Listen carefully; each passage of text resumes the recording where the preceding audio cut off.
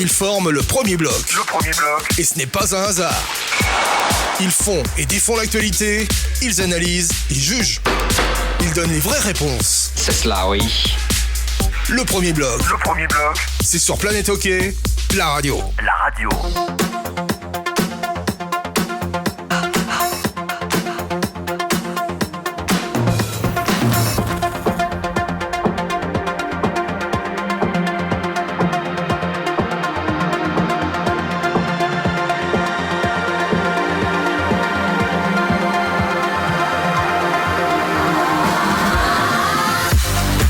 Madame, monsieur, bonsoir. Bienvenue pour cette nouvelle édition du premier bloc. Comme d'habitude, on dira désormais, nous sommes à Tête de Course à Nyon. C'est un établissement qui appartient à Philippe Neubuhler. On le répète chaque semaine parce que ça nous fait d'autant plus plaisir parce que son fils Marc, depuis que l'on est dans son établissement, Neubuhler qui est en train de faire une très jolie saison. Alors aujourd'hui, émission un petit peu spéciale et messieurs, pour une fois, messieurs Laurent Perroton et Christian Ponty, pour une fois, honneur aux dames. Donc on va présenter, est-ce qu'on doit encore la présenter? Nous avons avec nous Stéphanie Meria qui est la coprésidente, vous le savez, du HCBN. Bonsoir Stéphanie. Mais bonsoir à vous et bonsoir à tous. Merci d'avoir fait tous ces kilomètres pour nous rejoindre ici à Nyon. Mais il faut dire que j'ai à côté de moi deux hommes qui ont dit non, elle va les faire ces kilomètres. Elle ne peut pas ne pas les faire pour premier bloc. Bonsoir Laurent Perroton. Bonsoir. Bonsoir Christian Ponty. Bonsoir. Alors il paraît Christian que vous avez passé une belle soirée à Bienne justement ce week-end. Le hasard veut que j'ai de la famille à Bienne et puis qu'il y avait un match à Bienne. Effectivement, j'ai vu un beau match, un très beau match. Je ne pouvais pas mieux tomber. Vous dites ça parce que Stéphanie est là. Non, mais j'ai même pas besoin de mentir. C'était vrai, c'était un match incroyable. C'était un peu soirée porte ouverte. Enfin, surtout si on est biennois, c'était un beau match. C'est vrai, hein? Non, Bienne sympa actuellement. Hein. Bienne, oui, ils ont 2 matchs de retard et ils sont à égalité numériquement avec Genève. Donc tout le monde parle de Genève, que Genève marche sur l'eau, mais Bienne aussi marche sur l'eau. Et franchement, c'est une accumulation de choses qui amène à ces résultats. En fait, on en a beaucoup parlé ici depuis un certain temps. Alors Stéphanie Meria, Bienne qui marche sur l'eau, est-ce que ça veut dire que Bienne est capable de faire des miracles? Parce que c'est un miracle de marcher sur l'eau, on le sait. Effectivement, c'est un miracle. Non, je crois qu'ils ont montré ce début de saison comme quoi ils arrivaient à faire de belles choses, qu'ils arrivaient à faire des choses quand ils ont envie de les faire. Maintenant, vous le savez comme moi, on est au début de la saison est encore longue. Souvent, les dernières années, ils ont montré un petit coup d'essoufflement sur la fin de l'année, le début de l'année, comme ça, janvier. Et puis, on va voir cette année comment ils réagissent. C'est vrai qu'on a un groupe qui est ensemble depuis quelques temps. Il n'y a pas eu beaucoup de changements au début de saison. Donc c'est un groupe sur lequel on a pu capitaliser. On sait qu'ils savent travailler ensemble. On sait l'année passée qu'il n'a pas manqué grand-chose contre ces... Je ne sais pas comment les dire, les qualifier, ces Zurichois qui nous ont quand même un petit peu pourri la vie en fin de saison l'année dernière. Donc moi je dis faire des miracles. On a bientôt un Zurich, ça va être chouette. Ouais, c'est bientôt, c'est demain soir, on va pouvoir régler les comptes, j'espère. Non, effectivement, donc on sait qu'ils sont capables du meilleur, mais on sait qu'ils peuvent aussi déraper dans le pire. Et moi maintenant, je suis ravie de ce que je vois, je suis ravie de ce que j'ai vu jusqu'à maintenant, mais je reste toujours prudente et réaliste parce qu'on sait que demain ça peut tourner. Alors Stéphanie Meria, vous l'aurez tous compris, on va beaucoup parler du HCBN à l'occasion de cette émission. C'est bien parce que jusqu'à présent, ce sont surtout les Lausannois qui en ont pris plein les oreilles depuis qu'on a démarré ce premier bloc. Mais comme d'habitude, la tradition veut que je vous demande ce qui vous a particulièrement marqué ce week-end pour lancer les différents mini-débats que nous aurons dans le cadre de ce premier bloc. Alors Laurent Perroton, l'info du week-end, c'est Genève, le coaching, la séparation du duo Omar Kartikainen qui a été très prolifique pour ce club. Christian ? Alors moi, je vais revenir sur Bienne Langnau. Je disais avant le week-end Votre rencontre avec Alizé Lichty. Ça aurait pu, mais c'est pas ça. Non. C'est une fouteuse. Non. En fait, j'ai trouvé que Langnau était en train de se départir du groupe des 3 soi-disant en danger. Et puis en fait, on voit comme ça peut être très fragile parce que là, ils jouent avec leur backup Charlin. Le dimanche, ils rejouent avec Charlin parce que leur gardien est blessé. Et tout d'un coup, on se rend compte que Langnau, qui était sur 3 victoires consécutives, il se retrouve avec 2 défaites et peut-être avec seulement un backup. Donc la fragilité vis-à-vis des gardiens de toutes ces équipes, et c'est valable dans plein d'autres équipes, les gardiens, justement le problème des gardiens.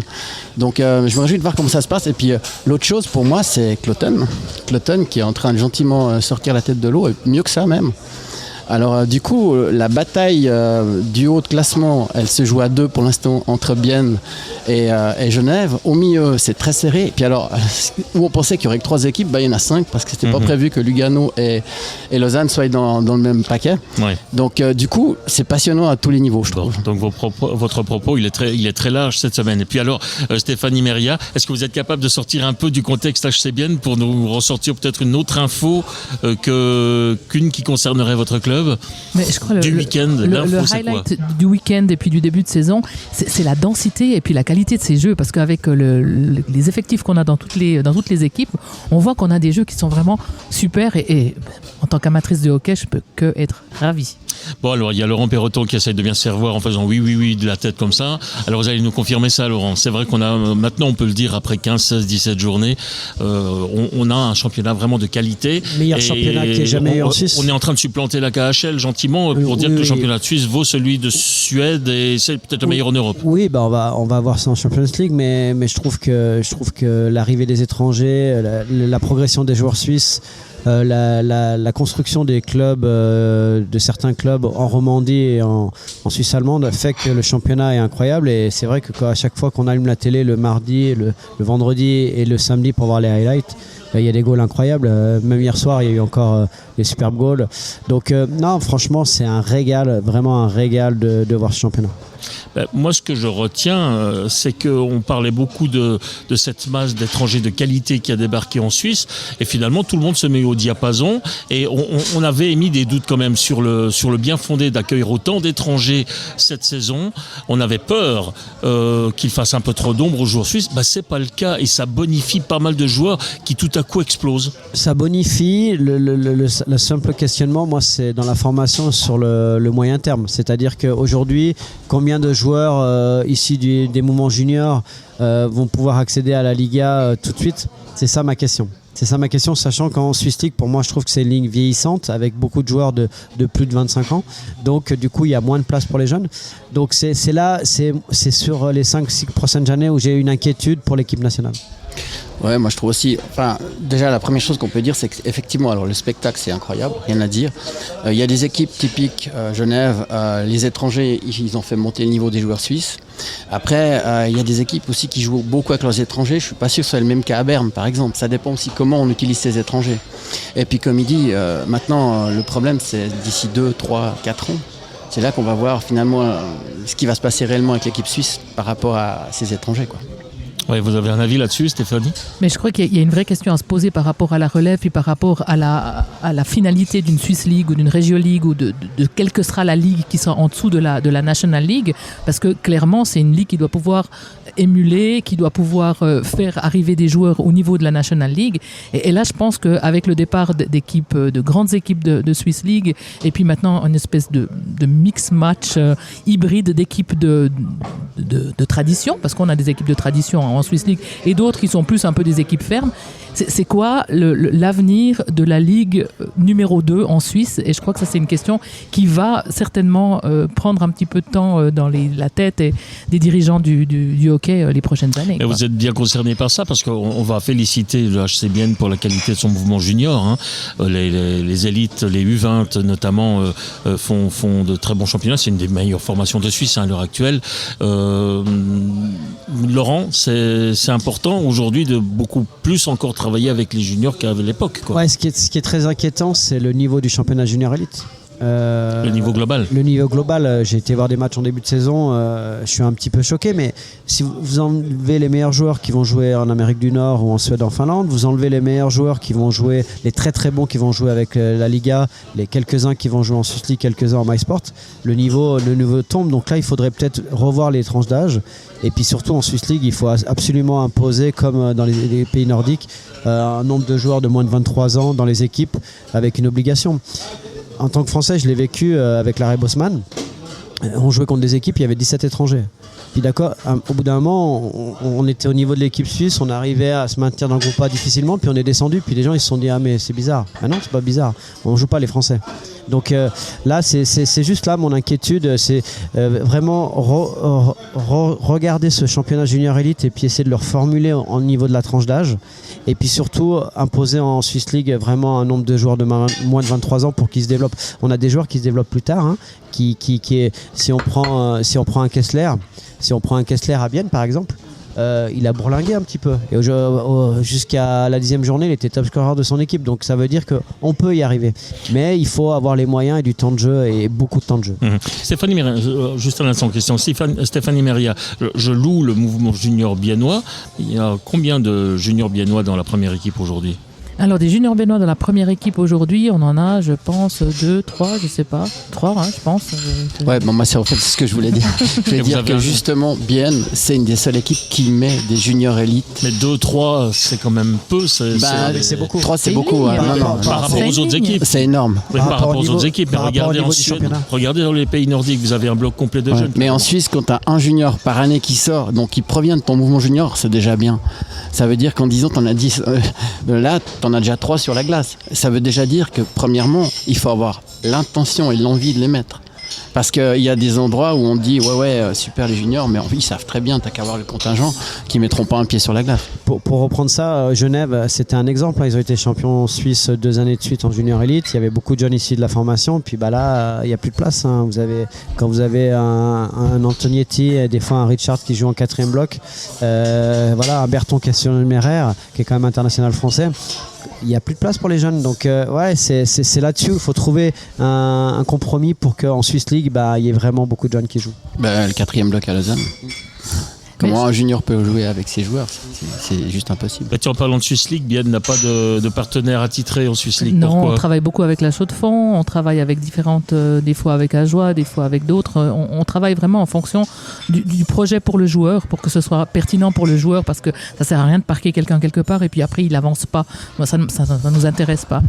Mais pour revenir sur l'intégration des juniors, je crois que c'est vraiment là tout le challenge entre les dirigeants, nous, parce que nous, dans notre philosophie, on dit oui, on veut avoir un mouvement junior fort. On veut une ligne de juniors chaque année dans l'équipe nationale, dans l'équipe principale, dans la première équipe. Ce qui veut dire que on a en dessous, autant au niveau du directeur sportif que de l'entraîneur, que des gens ils doivent adhérer à ce projet. Parce que c'est facile dans des moments. Alors pour le moment, tout va bien, on joue bien, donc c'est facile de dire on intègre des gens et puis ça se passe bien. Mais le moment où ça coince, le moment où ça serre, on se resserre aussi sur ces joueurs phares. Et c'est là où c'est compliqué d'intégrer ces juniors et de faire confiance, que l'entraîneur puisse faire confiance aussi au mouvement junior. Et je crois que c'est quelque chose avec Antti Tormainen sur lequel on peut vraiment très très bien faire et qu'on peut en discuter avec Steinegger aussi. Et donc du coup, ce qui fait que pour le moment, il y a une certaine harmonie et j'espère que ça puisse continuer comme ça parce que ça a toujours été une vraie philosophie pour nous, en tout cas pour les 2 coprésidents, d'avoir les juniors qui font partie intégrante du mouvement du HC Bienne. Et puis vous avez une structure complète, une colonne vertébrale qui tire à la même corde, ce qui n'est pas le cas partout. Oui, il suffit, par exemple, dans ce que Stéphanie dit, typiquement, Noah Delémont, il l'envoie à Chaux-de-Fonds et pas au Ticino Rocket à l'autre bout de la Suisse. Déjà, ça veut simplement aussi dire c'est qu'ils sont toujours dans la région, dans le club, c'est un vrai club partenaire. Ça veut dire que quelque part, c'est pas une punition d'aller jouer à Chaux-de-Fonds, alors que si t'es à Genève ou je sais pas où, et puis quand on va au Ticino Rocket, pour un jeune, c'est dur. Hein, il va en voiture avec sa voiture personnelle.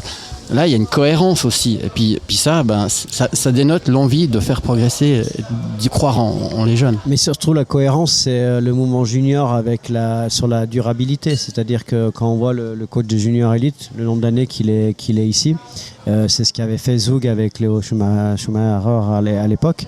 Donc, il y a vraiment une volonté de travailler sur la durée avec des gens, avec l'ADN Bienne, et qui transmettent ça aux jeunes et ça se retrouve sur la glace. Il y a eu quelques matchs qu'on a commentés où pour moi le 4e bloc était vraiment très très performant et puis c'est des jeunes qui sont issus de la formation donc c'est de bon augure. Puis même le coach des juniors, c'est Guido Fossi, c'est un ancien biennois aussi, puis voilà.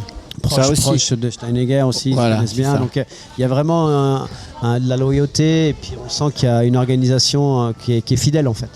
Alors, on vient de parler pendant quelques minutes on va peut-être parler de l'avenir du HC Bienne. J'aimerais parler du présent et un peu du futur. Et une des premières choses que m'a dit Stéphanie Merrier en arrivant tout à l'heure, c'est on attend notre période de vache maigre. En gros, on attend les premières défaites. Comment vous allez vivre ça, ces premières défaites? Parce qu'on a vite fait de perdre une certaine sérénité dans un championnat comme celui-ci.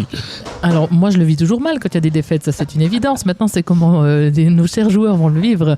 Et c'est là qu'on verra le caractère du groupe pour savoir à quelle vitesse ils se remettent, ils ne s'enlisent pas dans une espèce de spirale un petit peu où on geint plus facilement, où on se plaint un peu plus facilement, c'est compliqué et tout ça. Et c'est là qu'on va voir le caractère de cette équipe cette saison, parce que j'espère que, évidemment, des défaites, il va y en avoir et il va falloir les encaisser, mais il va falloir les sublimer après derrière. Et puis, c'est ça que j'attends maintenant. Ce HC Bienne que l'on sait assez irrégulier, finalement ça commence toujours fort, ensuite ça redescend un tout petit peu, ça revient, ça repart. Selon vous, c'est quoi, ça vient de quoi cette irrégularité régulière, on va dire, pratiquement? Je sais, si j'avais la solution, on n'aurait pas ce vous genre en parlez entre vous Alors on en parle entre nous, mais c'est vrai que c'est souvent une combinaison de facteurs. Beaucoup de matchs à la suite, un peu de fatigue, un peu de malchance. Tout d'un coup, 3-4 joueurs qui se sentent pas bien au même moment, ça crée quand même une dynamique négative dans les vestiaires. Vous savez que ces humeurs de vestiaire, elles sont très volatiles. Et donc du coup, c'est vrai qu'il peut y avoir peu de choses des fois. Et du coup, vous avez l'ambition changeante au fur et à mesure des résultats. Est-ce que vous commencez à rêver tout en couleur ou est-ce que vous restez quand même toujours bien les patins sur la glace?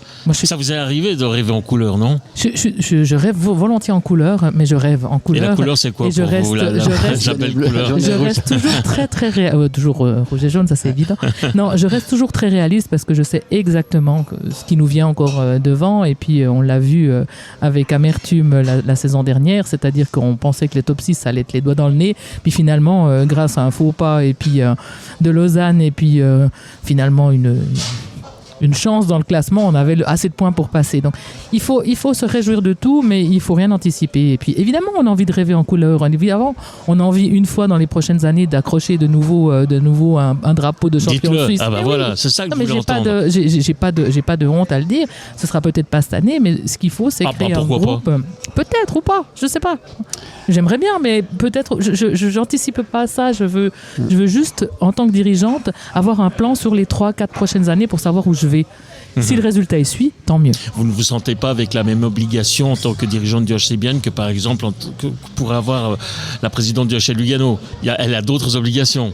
Je ne sais pas ce qu'elle a comme obligation, mais moi le titre. j'ai beaucoup de réalisme et beaucoup de respect pour justement le fait qu'on travaille avec du matériel humain. Et puis que les hauts, les bas, les coups de mou, les coups de joie, ça existe. Ça existe, on l'a vu, on a eu un entraîneur qui a été malade, ça a créé toute une dynamique qui n'était absolument pas attendue. Mais il faut vivre avec ça, il faut pouvoir le sublimer justement, et puis c'est ce qu'on va essayer de faire. Bien sûr, on va reparler encore des performances du HC Bienne dans les 40 minutes déjà qu'il nous reste, ça va vite. Mais puisque j'ai tendu la perche en parlant de Vicky Montegazza, il n'y a pas beaucoup de femmes dans le hockey féminin, qu'est-ce que vous nous apportez en plus ? Je ne sais pas pourquoi on nous pose toujours cette question. Oui, parce que je ne suis pas plus intelligent que les autres, mais je n'ai pas la bonne réponse. Alors je me pose la question parce que quand un homme arrive à une place, est-ce qu'on lui pose la question, qu'est-ce que tu vas nous amener en plus ?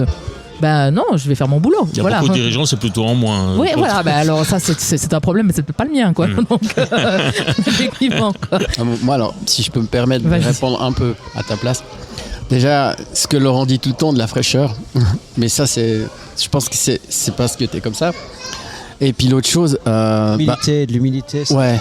Non, mais fraîcheur au bon sens du terme, quoi. Et puis l'autre chose. À Bienne, la francophonie, je sais comment t'es arrivé au comité, mais franchement, Bienne, quand ils ont été champions suisses dans le passé, c'est parce que c'était un mix de Suisse allemand et de roman. Et à un moment donné, Bienne, c'était un club de Suisse allemand. Et vous êtes arrivé à ce moment-là, en fait. Hein, et quand il y a la promotion, c'est ça. Ouais. Alors c'était ça, quand on est monté en National League, c'était lors de la soirée, effectivement, où dans un excès de fatigue un peu alcoolisé, j'étais là.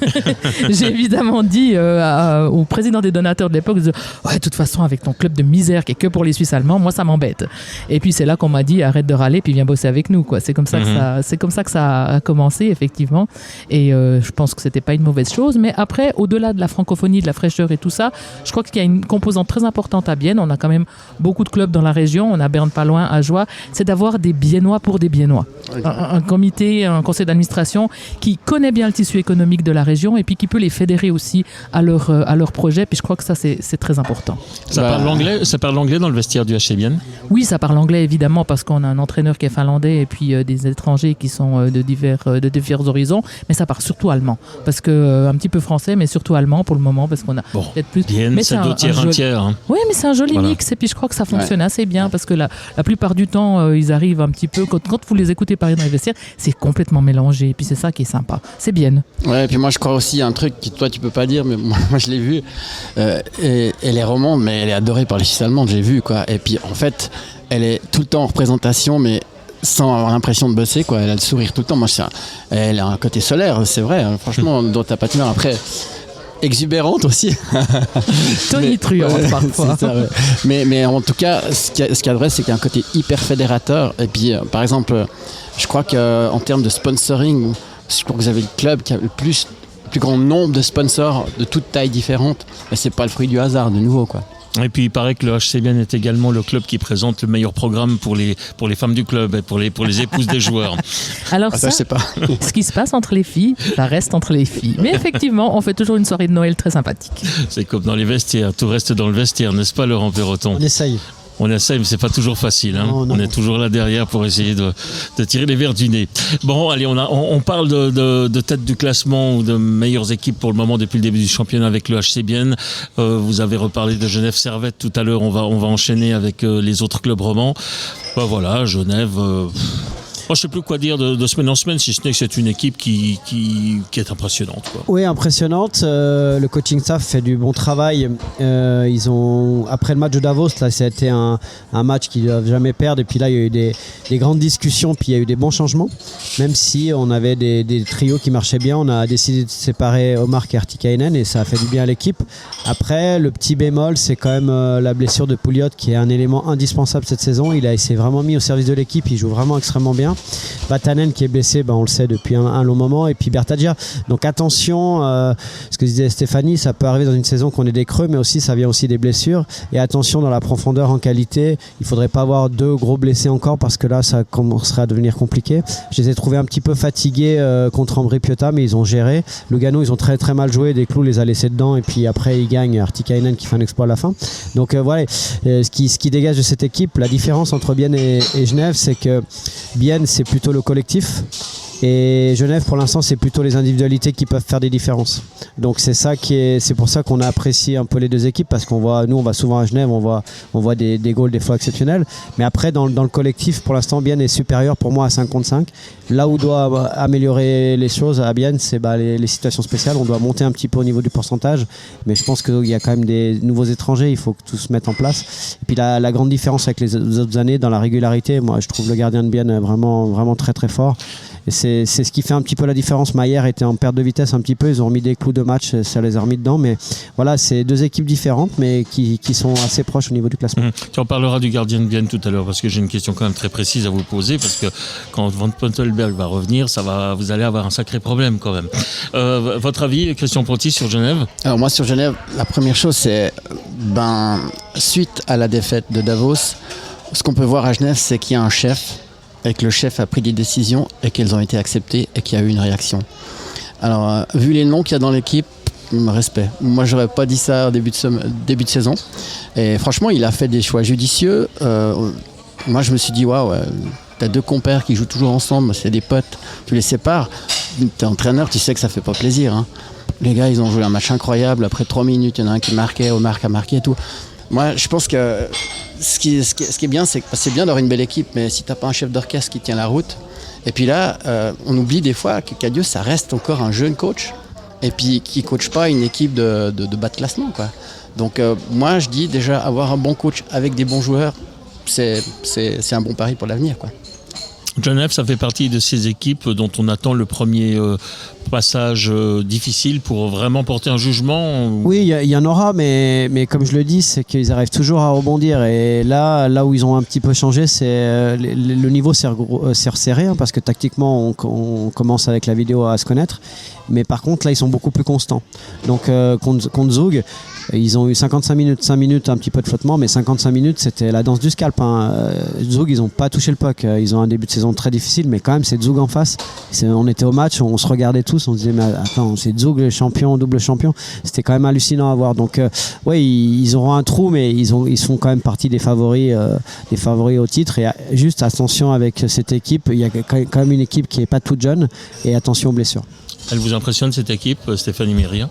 Mais je crois qu'à tout moment, il ne faut pas prendre d'équipe de haut. Donc, toute équipe est capable de nous impressionner. Et puis, on sait très bien qu'on ne peut pas se permettre. On a fait cette erreur par le passé, des fois, de prendre certaines équipes de haut puis de se dire « Ah, ça va le faire, quoi ». Et je crois qu'il faut vraiment qu'on évite ces erreurs-là parce que ça nous revient tout de suite par retour de flamme. Oui. Vous avez évoqué Zug, on fait une parenthèse alémanique. Ça va mal? Ça va mal. On l'a tous vécu dans différentes divisions, mais quand tu gagnes, se remettre dedans, et puis quand tu gagnes 2 fois d'affilée, c'est indirect, mais tu dois te battre contre ça, hein. Tu dois te battre contre ça, et moi j'ai vraiment halluciné sur le niveau de jeu. Je les ai trouvés peu en confiance. C'est une équipe qui aime bien porter le puck, qui joue très très bien collectivement. Là c'était des rushs, ça chipait le puck au fond, ça rentrait pas en contrôle, en powerplay, une catastrophe. Donc voilà, ils vont gagner le match d'après, après avoir pris une fessée à Genève, à Ajoie 1-0. Ils s'en sortent difficilement, mais ça peut leur servir aussi. Moi, je dis, tout le monde dit, ouais, je dis attention, hein, s'ils finissent 8e et que t'es premier, que tu les prends en quart, bonne chance. Hein, bonne chance. Donc, ouais, attention à ça. Exact, mais en fait, c'est comme la machine est déréglée, en fait. Il y a rien qui marche. Évidemment, quand il n'y a rien qui marche, t'as pas confiance. Mais c'est le chat qui se mord la queue. Même au goal, hein, je veux dire, méconnaissable. C'est pas de Zug, là, pour l'instant. Mais attention, ils sont pas devenus nuls du jour au lendemain. Et moi, je crois pas que ça va en rester là. J'y crois pas non plus. Moi, je pense que tôt ou tard, ils vont se réveiller. Après, ils ont quand même gagné 1-0 à Ajoie. Je veux dire, quand ça va mal, ils sont quand même allés gagner. Donc. Mais moi, je pense que Zug va se réveiller. C'est pas possible parce que tu vois le talent qu'il y a sur cette glace. Là, il y a trois surprises. C'est eux, Lausanne et Lugano. Hein. Ouais. Ajoie aurait peut-être battu Zug si Ajoie avait cru un peu plus en ses moyens. Oui, après, comme on l'a dit souvent, il faut que les joueurs suisses commencent à marquer parce que maintenant tout le monde connaît Ajoie. Tu prends pas trop de pénalités, tu fais attention à leur powerplay. Leur powerplay était dans le top 3 des meilleurs powerplays. Ils sont descendus tout en bas du classement et c'est pas par hasard, hein. Et du coup, la surutilisation de certains joueurs dans les moments décisifs, tu manques de lucidité. Après, le retour d'Azon a fait vraiment du bien chez Ajoie. Et puis nous, on est tous un petit peu derrière. C'est un petit, comme on l'a dit souvent ici, c'est un petit peu notre embryonne. On est content, la patinoire est pleine, donc c'est toujours bien d'avoir un petit roman, mais ils se débrouillent très très bien et puis ils font quand même de temps en temps leurs points, donc ils sont pas largués, donc ça c'est bien par rapport à la dernière saison. Ce HC Ajoie qui regroupe quand même encore ses meilleurs joueurs sur 2 blocs, ça n'a aucun. Là, il n'y a pas de perspective d'avenir à ce niveau-là. Sur la longueur d'un championnat, c'est partir au casse-pipe. C'est partir au casse-pipe, mais c'est avec les moyens financiers. Puis chaque année, on ramène une pierre à l'édifice. C'est ce que j'ai aimé, c'est qu'on a fait confiance à des joueurs de Swiss League qui font un début de championnat correct. Et petit à petit, on va avoir un peu plus de contingent. On a pris des joueurs d'expérience un petit peu en défense aussi. Et petit à petit, on va essayer de se maintenir. Et puis on va grandir petit à petit au niveau du budget, au niveau de tout cela. Mais c'est clair qu'on n'aura jamais les budgets des grosses équipes. Mais moi, je trouve qu'ils font, par rapport aux moyens à disposition, ils font du bon travail. Ouais, c'est juste. Puis, comme on l'a dit, hein, ils sont pas largués. Il n'y a pas une équipe qui a 2 points. Mais alors du coup, le problème, c'est que les autres gagnent aussi. Ouais. Et puis moi, comme j'ai dit, Cloton et Langnau, gentiment, ils prennent leur marque. Et comme j'ai dit, Cloton, ils ont un jeu plus ouvert, ils ont pris des sèves au début, mais là, ils commencent à gagner. Ils vont gagner à Davos. Enfin, c'est un super résultat. Puis Cloton, ils vont gagner, mais ils jouent au hockey. Ils ne Exact. sont pas complètement fermés. Tomilson, il a décidé, ok, au début, on va en prendre des sévères, mais on va apprendre à jouer du vrai hockey de National League. Et du coup, ils ne sont pas du tout à faire une trappe, à attendre, etc. Et ils progressent et puis ils gagnent offensivement. Ils ont gagné offensivement les matchs ce week-end. Donc, attention à Cloton. Et puisqu'on est en train de parler de fin de classement, vous avez vu le nom de la Lanterne Rouge ? Bah ouais, les deux équipes. Les deux L. Les deux L, deux gros budgets. Après, c'est complètement différent le contexte, mais ouais, c'est moi hier j'ai regardé le match Zurich Lausanne. C'est hallucinant. C'est tout simplement hallucinant. C'est vraiment, on en a déjà beaucoup parlé, mais il y a vraiment un problème de confiance, quoi. Et on a quand même un étranger qui est attaquant en centre de formation, comme en défense, qui manque du monde. Il fait 1 point en 12 matchs. Hier soir, il joue en défense. Il est top scorer de l'équipe sur le match d'hier. Il fait 2 buts, 1 passe. Enfin, ouais, il y a des choses. Et puis, en plus, beaucoup de chance. Roubec, catastrophique. 6 shoots, 3 goals, 50% d'arrêt. Il le sort. J'ai dit là, il y a 3-0. Ils vont gagner le match tranquille. Ça revient à 3-2. Ils mettent le 4-2. Je dis c'est bon, là, la chance est en train de tourner. Ils perdent 5-4. C'est incroyable. Je sais plus quoi dire. Je les croise le mardi et le mercredi matin parce que je suis avant eux sur la glace à Malais avec l'Uni là.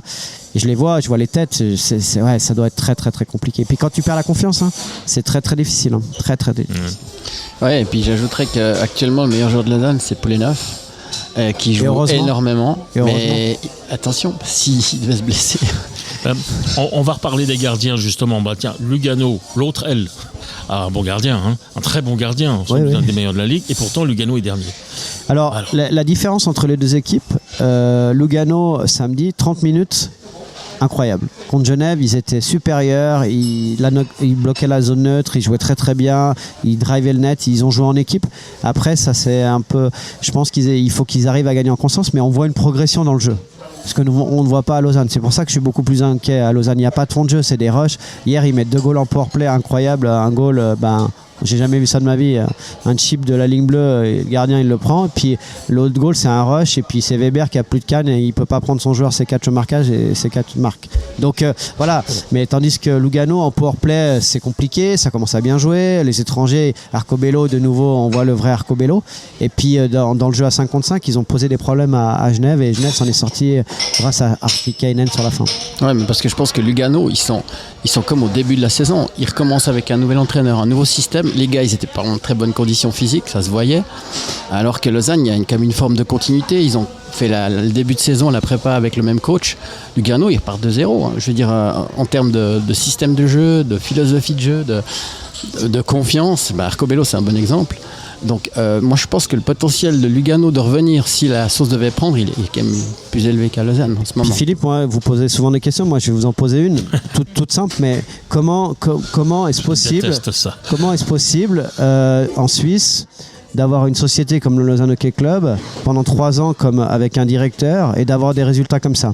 N'importe quel directeur dans n'importe quelle société ici, ça ne durait pas 3 ans. Et quand je lis le dernier article, et là je suis tombé de ma chaise, où j'entends il faut de la patience, mais monsieur Svoboda, ça fait 3 ans que vous êtes à la direction du club. Expliquez-moi comment un Maillard part à Bienne et qu'il est le plus heureux du monde. Expliquez-moi comment un Douai qui s'entraînait avec les Black Panthers de Prix en première ligue parce qu'on ne le voulait plus.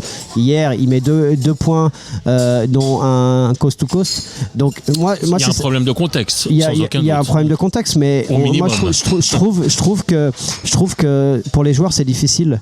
C'est très difficile parce que tu as un chef et puis il prend toutes les décisions, puis il prend beaucoup de mauvaises décisions et puis il est encore là. Et aujourd'hui, quand on voit les banderoles dans la patinoire, à Lausanne, on a été patient, moi je trouve. Quand vous parlez de chef, on a bien compris encore une fois qu'on parle de Svoboda, mais il y a aussi un super chef. Et un super chef, à un moment donné, il doit faire la règle des 5C.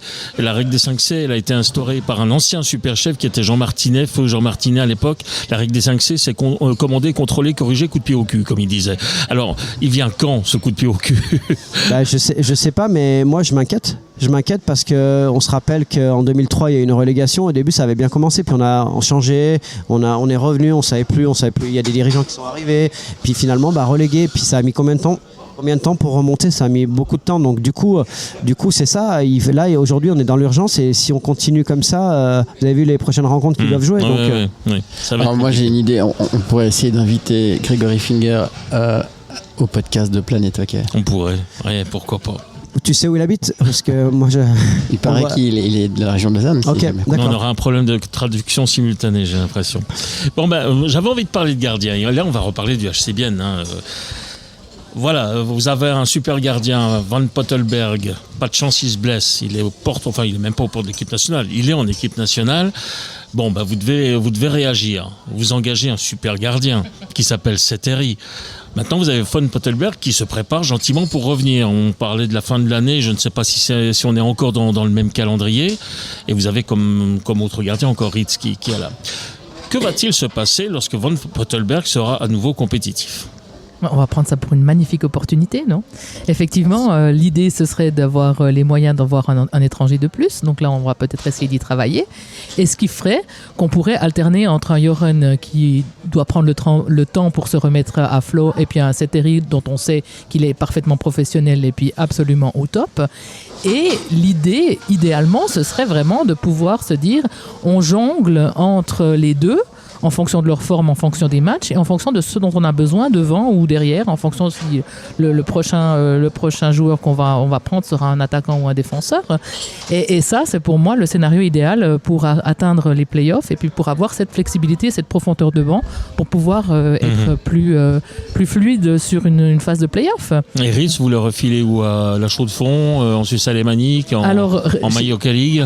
Ritz, je crois que Simon Ritz, non seulement je crois que c'est le meilleur des gars du monde, je crois qu'il faut le dire, et il connaît très bien son projet à Bienne. Il sait qu'il est là pour une année pour, je dis pas ouvrir la porte, mais pour être là à disposition quand on a besoin de lui. Et son plan après, c'est pas de rester sur la glace, c'est de travailler hors glace avec les juniors, avec d'autres gens. Donc son plan de carrière et puis son plan, il est fait.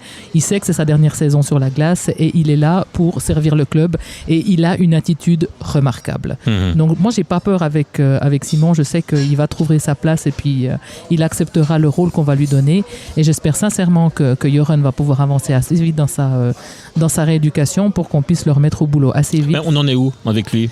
Alors ça avance. On va arriver gentiment en novembre, on parlait de décembre. On parlait de décembre, ce sera peut-être plutôt janvier, mais on est dans les clous. Il a recommencé les entraînements sur glace, mais pas avec l'équipe, mais il a pu recommencer à patiner. Donc c'est quand même un joueur et puis un homme qui est très droit, qui est très consciencieux, qui a une éthique de travail absolument incroyable et puis il avance tout droit avec vraiment un pragmatisme qui le caractérise et puis je me réjouis de le revoir jouer. Ça vous rappelle rien? Ça rappelle un peu Zurich là. Ah mais bon, on est la saison où finalement on joue pratiquement avec deux gardiens 1,5 quoi. C'est ça, et c'est peut-être ça, les équipes qui vont pouvoir avoir ce luxe-là vont peut-être aller très très loin. On a parlé en début de saison de la constance, la qualité des effectifs en quantité et en qualité. Et là, je crois que si on a la possibilité d'avoir un Van Pottelberg, Seteri et d'avoir un étranger supplémentaire, que le staff technique va décider soit un défenseur, soit un attaquant, Bienne peut être très très dangereux. Problème de riche. C'est exactement ça d'ailleurs. On en parlait avec Mika Ngoy qui disait que justement si tu peux avoir une alternance avec deux gardiens 1.5, tu as toutes les chances qu'ils arrivent frais pour les playoffs. Et Dieu sait si, par exemple, à Fribourg, dans le passé, Berra, il est arrivé un peu cramé parce qu'il avait joué 90% des matchs. Et c'est exactement ce qui se passe. Puis si on regarde justement ceux qui manquent de profondeur, je donnais l'exemple de Langnau tout à l'heure, Bolthauser, si par hasard c'est une blessure à long terme, ils sont pas bien.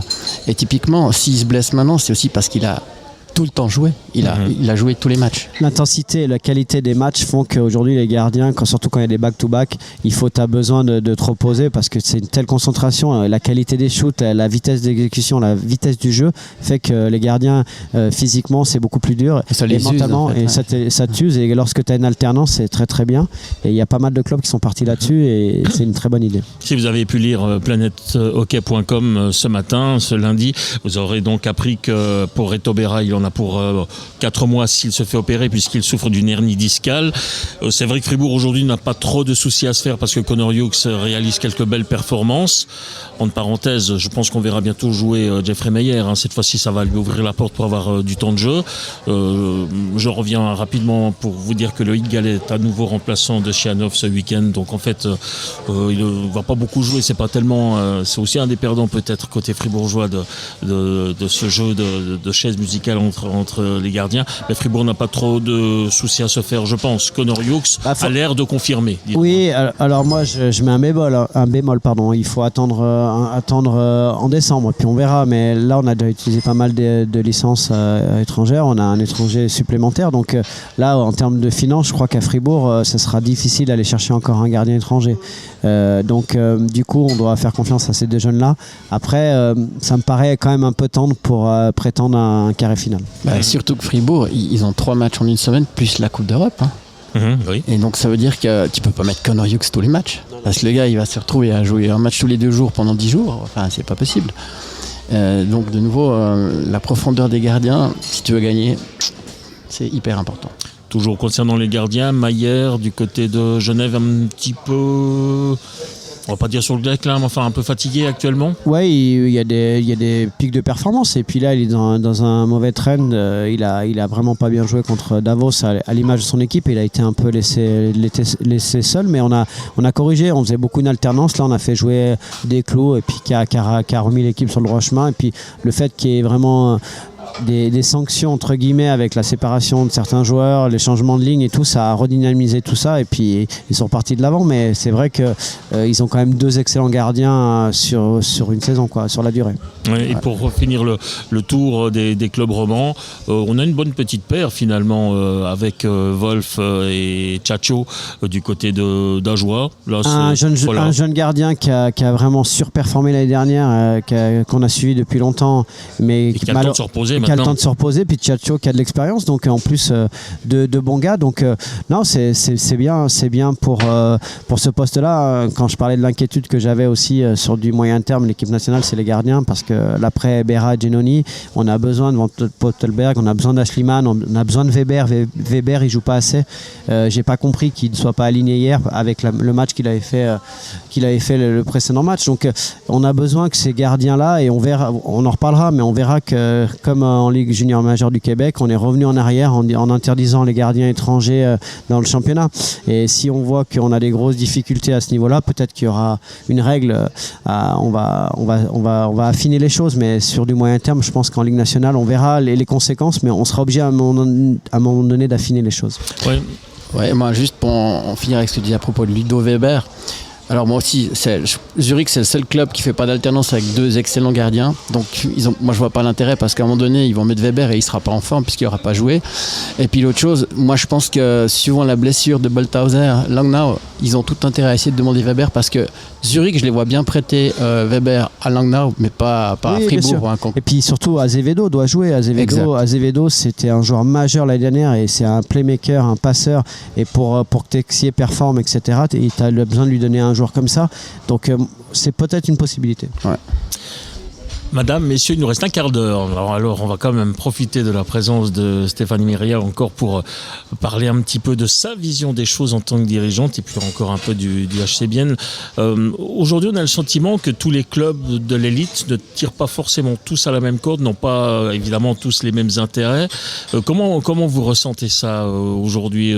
Il y a des décisions qui se prennent, mais pas plus trop à l'unanimité, alors qu'à l'époque, ça passait comme une lettre à la poste. Aujourd'hui, il y a quand même des clivages qui se font. Comment vous vivez ça?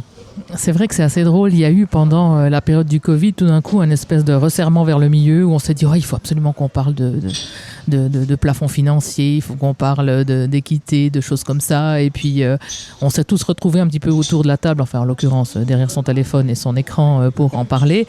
Et il y avait un certain consensus. Et puis la vie normale a repris son cours et ces belles intentions sont un petit peu parties et chacun repart un petit peu de son côté à voir pour son propre club.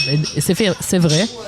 qu'en tant que ligue, la National League doit pouvoir prendre des décisions ensemble, mais en même temps, il faut quand même qu'il y ait un petit peu ces rivalités et ces choses qui sont pas forcément des unicités, parce qu'on a envie de voir les clubs quand même s'écharper et puis se rivaliser sur la glace, derby et autres. Maintenant, c'est vrai qu'il y a peut-être, on voit maintenant quand même des écarts de budget assez grands entre les équipes du haut de classement et du bas de classement. Combien de temps ça va durer où vraiment on aura cette période absolument idyllique où tout le monde peut battre tout le monde? Je sais pas parce que effectivement ça va pas être possible. Nous, on le sait, on a un budget qui est aussi entre 16 et 17 millions. On sait que ces 16 et 17 millions, ils sont utopiques dans les prochaines années pour essayer de pouvoir rivaliser et de pouvoir prétendre à arriver dans le dernier quart. Mais comme vous rêvez d'un titre, ça veut dire que vous allez trouver des moyens supplémentaires. Et ils sont où ces moyens supplémentaires? Écoutez, y a pas, c'est toujours les trois choses les mêmes, les donateurs, les sponsors et les billets, quoi. Il y a pas de et la miracle. chance. Il y a pas de miracle. Vous allez agrandir la patinoire? Non, agrandir la patinoire, je pense que c'est une utopie aujourd'hui. Premièrement, parce qu'il faudrait déjà la remplir en temps normal. C'est pas parce qu'on a 4-5 matchs à guichet fermé par année que ça veut dire qu'on l'a pas. Il faut l'optimiser. Je pense qu'il y a des billets, ce que j'appelle moi les sièges froids de sponsors, de gens qui ne viennent pas, qu'il faudrait pouvoir revendre sur un second marché. Donc c'est toutes des choses sur lesquelles on est en train de discuter. Il nous faudrait aussi une digitalisation beaucoup améliorée, et je crois que notre département marketing travaille beaucoup sur ces choses-là, et je crois que c'est une optimisation de voir comment on peut pas forcément trouver de nouveaux sponsors, mais mieux travailler avec les sponsors qu'on a actuellement. Enfin, je pense qu'il faut maintenant, on a pris nos aises dans cette nouvelle patinoire, et puis maintenant il faut peut-être un petit peu upgrader l'expérience de manière à ce qu'on puisse aussi générer des revenus avec les gens qui viennent et qui aiment cette patinoire et qui aiment ce club.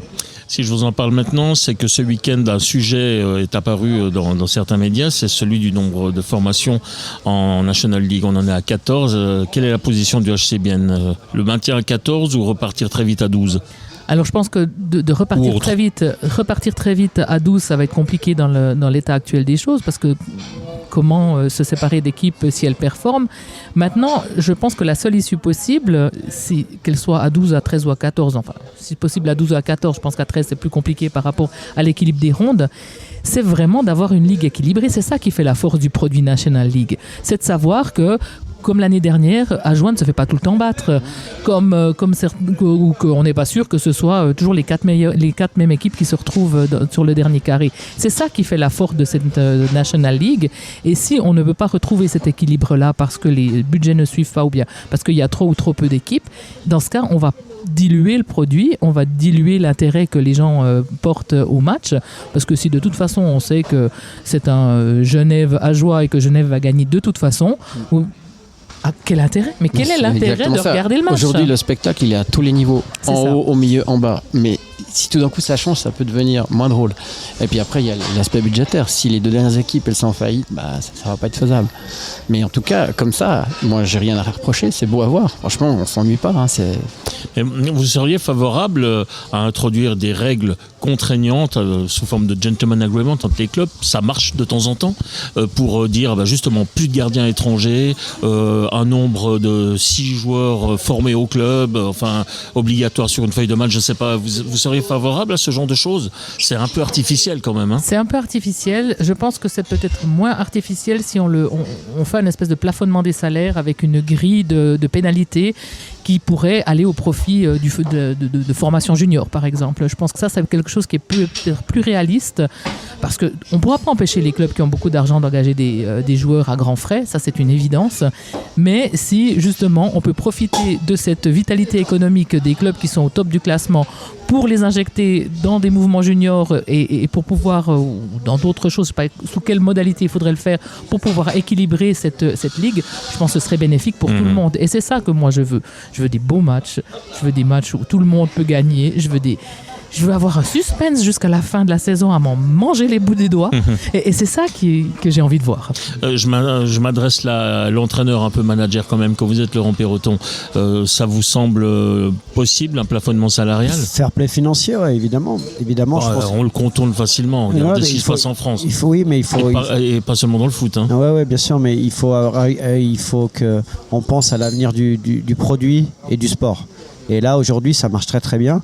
Maintenant, il faut qu'il y ait un équilibre un peu plus juste pour pouvoir arriver à travailler sur la longévité et que justement, ça fait quelques années qu'on n'entend plus de faillite. Ça s'est bien amélioré. Il y a beaucoup plus de sérieux dans les clubs, à la direction des clubs, mais il faut qu'on arrive à rééquilibrer ça parce que cette année, par exemple, c'est passionnant. Mais comme dit Stéphanie, est-ce que sur la durée, avec ces écarts de budget, on va pouvoir régater quand tu es tout petit face aux grands? Je ne crois pas. Donc il faut qu'on arrive à trouver un équilibre là-dessus, pour que dans la diffusion, il y a des sponsors qui vont arriver, il y aura les droits TV, on va peut-être pouvoir travailler là-dessus aussi. Donc je crois qu'il faut trouver vraiment un consensus au niveau des dirigeants. Et c'est pas, là on parle pas d'une saison, on parle de l'avenir sur les 10 prochaines, pour arriver à avoir un réel produit et puis avoir beaucoup de téléspectateurs, beaucoup de spectateurs dans les patinoires. Et je crois que ça va aller dans le bon sens si on arrive à faire cela. Mais c'est vrai que chaque club travaille d'abord pour ses propres intérêts. Au contraire, par exemple, de la NHL, de la Ligue nationale en Amérique du Nord, où finalement c'est un produit compact, où tous les clubs sont concernés par exemple, le merchandising, par exemple, tous les clubs sont concernés. Oui, le cap, la draft, on pourrait faire une draft. Mais une draft en Suisse. Non, mais je suis d'accord avec toi, Philippe. Ça serait illégal. Mais là, il faut que c'est une prise de conscience des dirigeants. C'est-à-dire qu'aujourd'hui, plus on va travailler ensemble, tout le monde va être gagnant. C'est win-win. Si on commence à travailler de son côté et puis qu'on fait des alliances avec les plus gros contre les petits, ça va pas aller. Et l'année dernière, le produit il était pas bon parce que quand tu avais des équipes qui avaient 10-12 matchs, 10-12 défaites d'affilée, ça va pas, tu vas pas voir le match. Et moi passionné de hockey, je regardais même pas le match parce que je dis c'est bon. Alors imagine un gars qui regarde de temps en temps du hockey et s'il sait que c'est Genève contre Ajoie, qu'Ajoie ne gagne jamais un match, il va pas regarder. Donc tu perds quand même des spectateurs et téléspectateurs et éventuellement des licenciés sur les plus jeunes. Stéphanie Meria, est-ce qu'aujourd'hui les clubs de l'élite en Suisse ont le sentiment d'avoir la responsabilité finalement de devoir protéger toute la pyramide du hockey suisse? Et là je pense à la Swiss League cette fois-ci, qui est vraiment en grosse difficulté depuis qu'il y a eu cette séparation entre les deux ligues professionnelles suisses. Ils sont pas bien actuellement les clubs de deuxième division. Est-ce que vous vous sentez concerné ou finalement vous dites ça a été une volonté comme ça, maintenant qu'ils se débrouillent? Je crois qu'au niveau des clubs, on se sent plus ou moins concerné. C'est clair que quand on a des priorités par rapport à la saison en cours, c'est des fois difficile, même en tant que dirigeant, de prendre ce pas de recul et puis de se dire qu'est-ce qu'on peut faire pour améliorer la situation. Et c'est vrai que dans notre vie de tous les jours, la Swiss League n'est certainement pas toujours, et chaque jour, notre premier sujet de priorité. Maintenant, je pense que dans chaque réunion du conseil d'administration, c'est des questions qui se posent quand même. Donc, je pense qu'il y a quand même un certain questionnement. Et c'est vrai que depuis que la National League fonctionne comme une société anonyme indépendante, il y a aussi une relation avec la Ligue et puis avec la Swiss League qui est encore améliorée et puis à faire évoluer. Parce que je crois que c'est un peu une nouvelle façon de fonctionner dans le monde du hockey suisse. Et je crois qu'on en est encore au balbutiement de ce fonctionnement. Mais je pense qu'effectivement, la prise de conscience au sein des clubs, elle doit être là. Et je sais que si nous on en parle, ça veut dire que d'autres en parlent aussi. Et il va falloir quand même voir comment on peut faire évoluer le monde du hockey pour que le joueur, il ait envie, l'enfant qui commence le hockey se dise oui, un jour je pourrais être top scorer de mon équipe préférée. Et cette équipe préférée, ce sera une équipe qui sera bien représentée sur l'ensemble de la plateforme suisse. Donc je crois qu'il y a des gros défis. Et malheureusement, les moyens et le temps que les clubs peuvent mettre à disposition de ce genre de choses sont des fois un petit peu trop petits. Et c'est presque dommage, mais une évolution va y avoir. Après, on est en Suisse, ça va doucement. Oui, Laurent. Une évolution est très importante à avoir. Je donne un exemple, on va encore parler de la même personne, mais le genre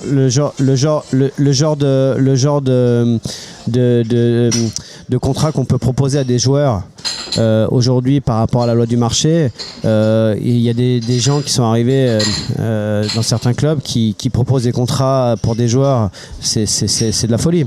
Donc il y aura plus ces infiltrations là s'il y a vraiment une unité au niveau des dirigeants, et ça passe par la stabilité une fois de plus.